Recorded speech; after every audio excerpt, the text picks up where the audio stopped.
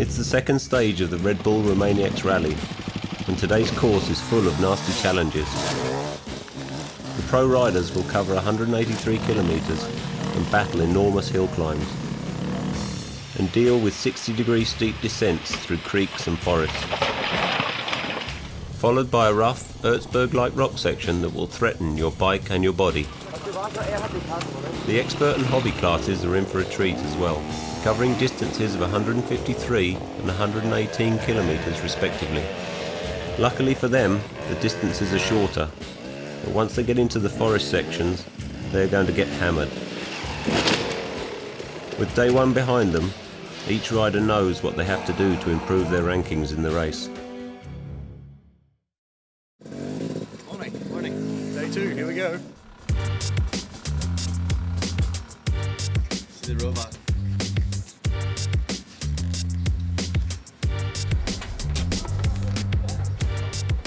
In this race we all make mistakes all the time, so it's just cutting down the mistakes, keeping a good flow going.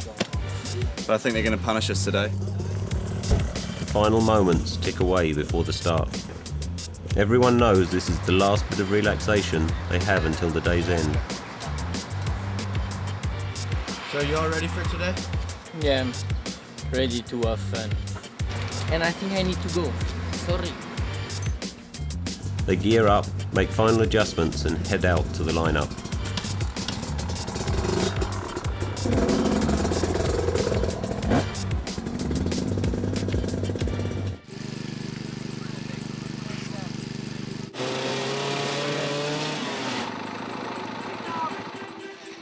At the start line, the riders are set. Michel Gau will go first, with Despres right behind him. He's been in this position before, and experience goes a long way in a 4-day rally like this. But Despres is a 2-time winner in Romania. He looks to shadow Gau until he can make his move.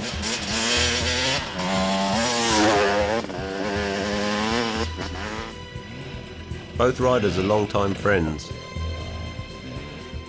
but friendship goes out the window when you're racing each other.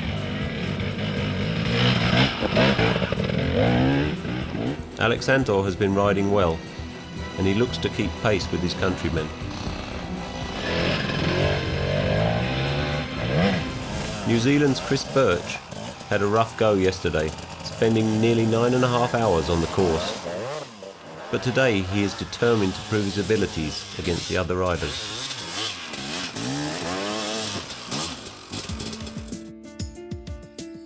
It's blue skies and wide open hilltops for Andreas Elek and Chris Salt. When you get to enjoy riding moments like this, it makes the torture of this race all worth it.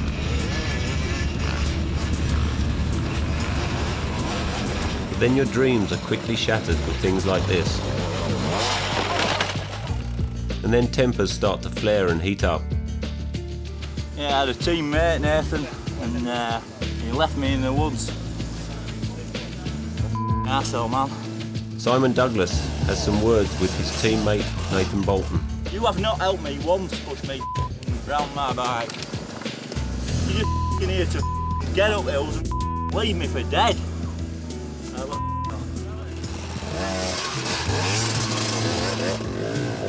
But Nathan seems to disagree and showers his partner in dust.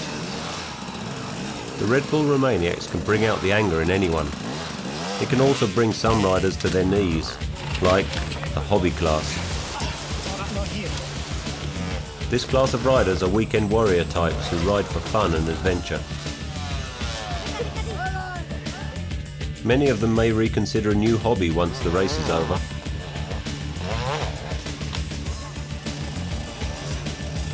The race is in full swing and it's a fight for the lead. Here in the forest section, the riders are faced with much difficulty.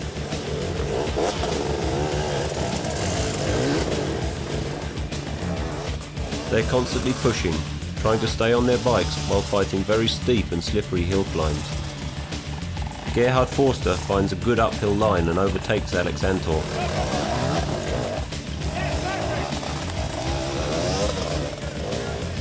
Chris Birch is back in form, inching his way closer to the leaders.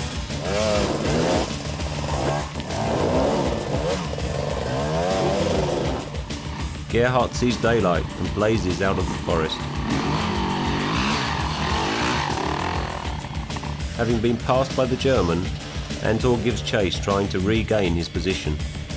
Then it's off to the open plains, in 5th gear and pinned.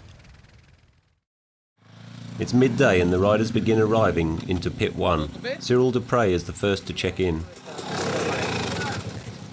He has overtaken Michel Gau for the moment.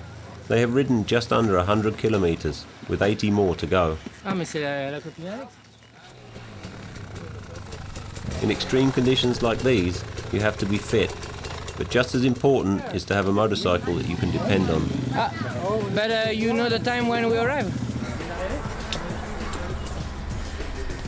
Together, and we are trying to push a little bit with Michel, but you know, it's not so easy. If you push too hard, you make a lot of U-turn because you miss the single track.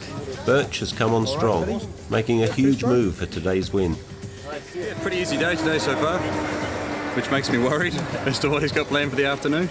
But no, I'm having no problems with the navigation today, which is good. How are you? The next leg of the course is a difficult rock section, so the rider's 15-minute rest here is much needed. I will try to keep the bike okay in the rocks. Don't break the bike. Yeah.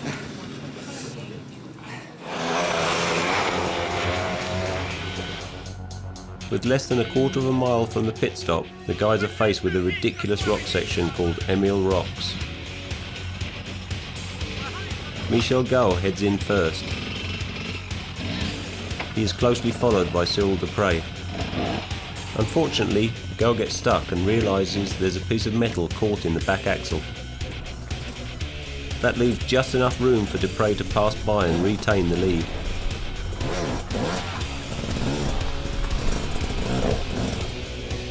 His experience from rock sections like Erzberg is evident as he manoeuvres through them like they're pebbles on the beach. Michel gets free, and just in time. Chris Birch is right behind, sensing a takeover. Kyle Redmond checks into Emil Rocks and sees the problems up ahead.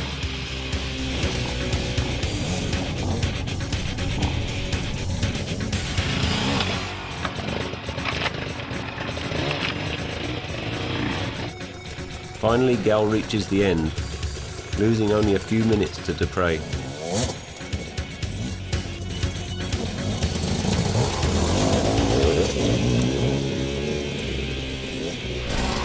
Jagged, sharp rocks like this are a motorcycle's enemy. They can pierce the engine case like a bullet, and one full slip and your day is over. Birch has the right idea.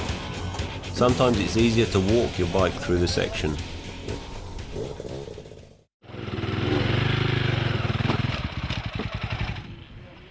The fight in the rocks is starting to grow weary on all the riders. You're pushing, you're pulling, you're hungry, tired and dirty.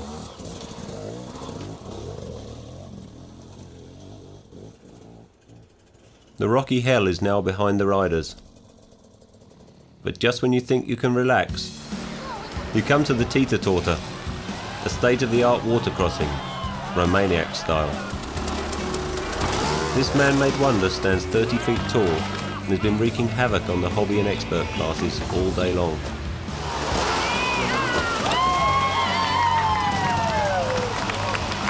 Dragos Vestermin steps up and shows the crowd how the hobby class does it. Well, maybe not, but at least he calls off with a swim.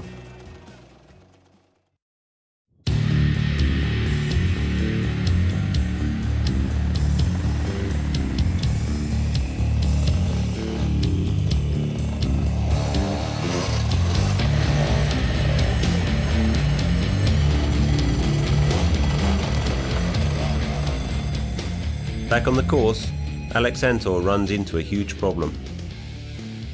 I lose the grip and the bike fall down, and just in the middle of that little stone. A jagged rock pierced the clutch cover, leaking oil out of the encasement. Alex realizes his race is over.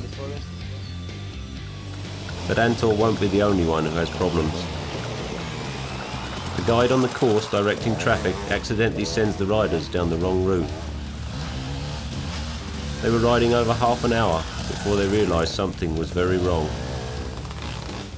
Yeah, there was all sorts of rumours going around. No one really knew what was going on. And we waited until about 10 guys showed up, and then we just rode all the way back into town on the road.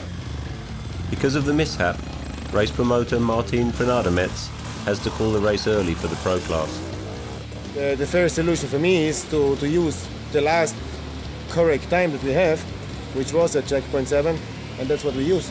It ends the day early and creates a little confusion. To keep things fair, the winner is determined by which rider came through checkpoint 7 first. The only safe thing to do was to call off the race, because at this checkpoint before the hill, some people got sent to the left, some got sent to the right, and it's not fair to keep the race going. After the 3/4 of the race, they decided to stop, and yeah, was quite nice. A few hours later, Alex Antor finally arrives back to the city. Can you race tomorrow? I don't think, no. I think I'm out of the race. Bad luck, because last year I was riding for 7 days. The race was longer than this year, and I broke nothing. After a short but hectic day, the results are announced. Chris Birch places first, followed by Despres in second and Redmond in third. I had a good day. I was, I think, fifth about, which is pretty good, so I'm happy. I had no problems, I thought, but then when I got back, they were talking about this section that I didn't do, so I don't know how I got off. I mean, I was on the thing the whole day. I never got lost, so I don't know what happened. It's never easy, you know. Take a bike and try to ride in this section. It's always a challenge. Every kilometer it's challenging. With the changes in the leaderboard, the race is getting interesting. I'm going to drink a lot because yesterday I didn't drink enough, and I felt it today. I was a little bit sore, and things were not going like I wanted it, and with the mistakes I made, and my body was not feeling like racing. So I eat a lot today and I drink a lot, and I hope tomorrow will be better. But day 3 is going to be a battle and will separate the men from the boys.